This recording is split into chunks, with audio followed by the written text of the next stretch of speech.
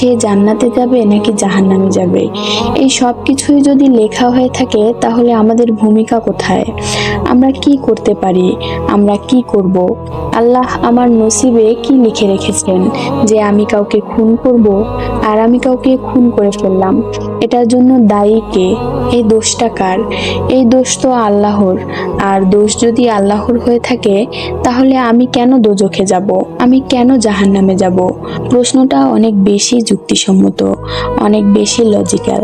প্রিয় শ্রোতাগণ, আগে আমাদের নিয়তির ধারণাটা বুঝতে হবে। না, এটা ঠিক, এটা বাস্তব, এটা সত্য যে আল্লাহ পাক জানেন যে একজন মানুষ কখন জন্মগ্রহণ করবে, কোন দেশে জন্মগ্রহণ করবে, কোথায় জন্মগ্রহণ করবে। সমস্ত কিছু আল্লাহ পাক অনেক ভালোভাবে জানেন।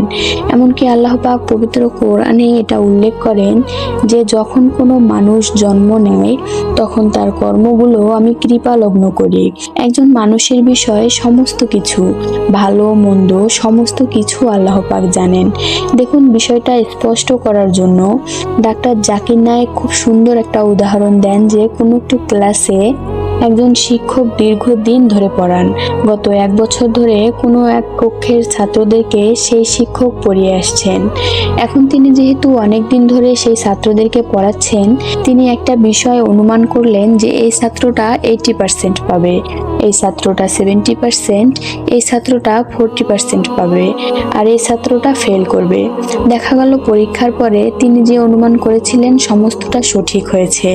এখন যে ছাত্রটা ফেল করেছে বা যে ছাত্রটা কম পেয়েছে, সেই ছাত্র কি তার শিক্ষককে এটা বলতে পারবে যে আপনি বলেছিলেন আমি এত % পাবো, সেই জন্য পেয়েছি?